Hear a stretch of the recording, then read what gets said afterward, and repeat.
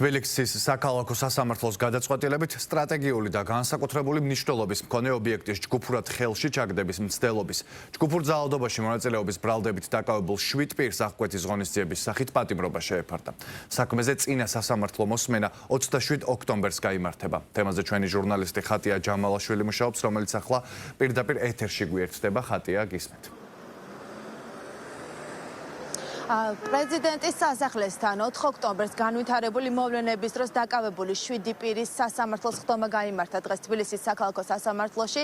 დღეს აღკვეთი ღონისძიების შეფარდებაზე იმსჯელა მოსამართლემ არსენ კალოტოზიშვილმა და გადაწყვეტა, რომ 7-ვე პირი აღკვეთი ღონისძიების სახით პატიმრობა უნდა შეეფარდოს, რაც შეეხება დღევანდელ სასამართლო პროცესს და განვითარებულ მოვლენებს. დღევანდელ სასამართლოს ხდომაზე პროკურატურამ საკუთარი პოზიცია ჩამოაყალიბა, როგორც პროკურორმა განმარტა ბრალის ფორმულირებიდან და სიმძიმიდან გამომდინარე, მხოლოდ და მხოლოდ პატიმრობა იყო ის, რომელიც აზღვევდა რისკებს, რომელიც შესაძლოა ჩაედინათ დაკავებულ პირებს თავისუფლებაზე ყოფნის შემთხვევაში და ეს არის როგორც მტკიცებულებების განადგურების, ასევე მიმალვისა და ხელახალი დანაშაულის ჩადენის საფრთხე. პროკურორის განცხადებით, სწორედ ამ რისკებიდან გამომდინარე, აღკვეთი ღონისძიების სახით პატიმრობა უნდა შეფარდებოდა დაკავებულ პირებს.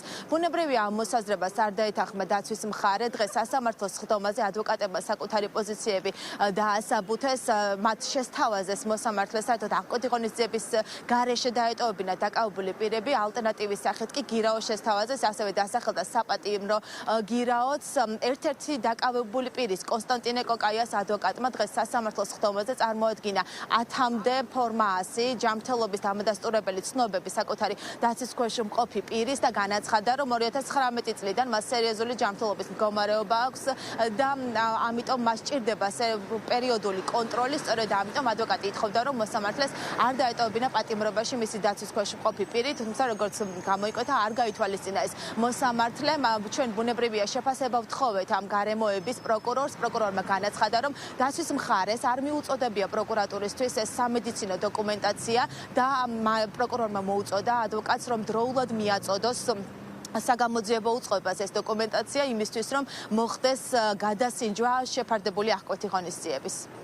ვერც ერთი მტკიცებულება ვერ მიუთითა ბრალდების ხარემ, რომელიც ირიბად მაინც დაადასტურებდა, რომ განხორციელდა ზურაბ ჭავჭანიძისგან ძალადობრივი ქმედება. აპელირებდნენ, რომ მიიმალებოდა, არ იყო წარმოდგენილი მტკიცებულება, არ იყო არანაირი მითითება იმასთან დაკავშირებით, რომ მტკიცებულებებს გაანადგურებდა, მოსაპოვებელიც ვერ მოიპოვეს და თავისთავად ავტომატურად რა უნდა გაენადგურებინა. აღკვეთი ღონისძიების გარეშე დატოვება იყო ჩემი პოზიცია, ვინაიდან სახეზე არ მქონდა დანაშაულის ნიშნები, ხოლო შემდგომ უკვე შევთავაზეთ გირაო და თავად განესაზღვრა სასამართლოს მისი ოდენობა, თუმცა სასამართლომ გაიზიარა ბრალდების მხარის პოზიცია. საქართველოს პროკურატურა მტკიცებულება კი არ უნდა წარმოადგენს იმასთან დაკავშირებით, რომ ყობე თუ რკინა თუ აზიანებს თუ დაზიანებას, ასე ვთქვათ, მცდელობას ადგილი აქვს თუ არა. უნდა წარმოადგენს მტკიცებულება, რომ ბატონ მამუკა ლაბუჩეძის მიზანი იყო სტრატეგიული მნიშვნელობის ობიექტის ხელში ჩაგდება. ეს ვიდეო ჩანაწერში არის გარემოება სპონტანური ემოციური ხასიათის გარემოებებზე, რომელიც არაფერ კავშირშია ასე ვთქვათ,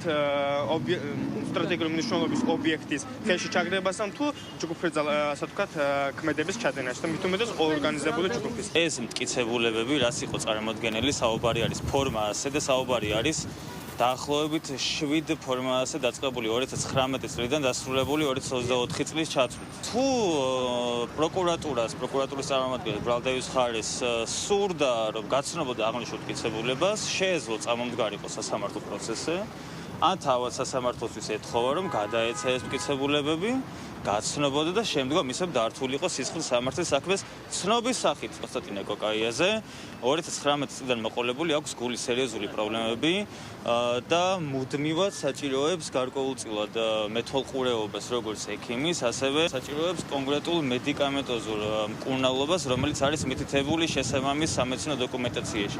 მათ შორის ანამნეზში არის მითითებული, რომ გულის ოპერაცია აქვს ამ ადამიანს გაკეთებული. სასამართლომ სრულად გაიზიარა ბრალდების მხარის მიერ წარმოდგენილი მტკიცებულება და 7-ვე ბრალდებულს აღკვეთის ღონისძიების სახით შეუფარდა პატიმრობა. ბრალდების მხარეს არ წარმოდგენია არანაირი სახის დოკუმენტაცია და მოუწოდებ დაცვის მხარეს, თუ ნამდვილად აქვს ასეთი მძიმე მდგომარეობის დამადასტურებელი დოკუმენტაცია, წარმოადგინონ დროულად, რათა შესაბამისად განხილული იქნეს აღკვეთის ღონისძიების შერჩევის და შეფარდების მიზანშეწონილობის საკითხები. ვალდებულია დაცვის მხარე წარმოადგინოს იმ მტკიცებულებათა ასლი, რომელსაც ასევე გადასცემს სასამართლოს. სტრატეგიული და განსაკუთრებული მნიშვნელობის ობიექტის ხელში ჩაგდების მცდელობა და ასევე ჯგუფურ ძალადობაში მონაწილეობა სწორედ ამუხლებს ედავება დაკავებულ პირებს. გამოძიება ბრალის დამტკიცების შემთხვევაში აღნიშნულ პირებს 6 წლამდე თავისუფლების აღკვეთა ემუქრებათ. ამ წუთებში თბილისის საქალაქო სასამართლოში კიდევ ერთი სასამართლო პროცესი მიმდინარეობს, სადაც 5 პირის შესახებ მსჯელობს მოსამართლე თუ რა ტიპის აღკვეთი ღონისძიება უნდა შეუფარდოს. მათ 5-ვე პირი ასევე 4 ოქტომბერს პრეზიდენტის სასახლესთან განვითარებული მოვლენების შემდეგ არის დაკავებული. მადლობა თბილისის საქალაქო სასამართლოდან პირდაპირ ეთერში ხატია ჯამალაშვილი საუბრობდა.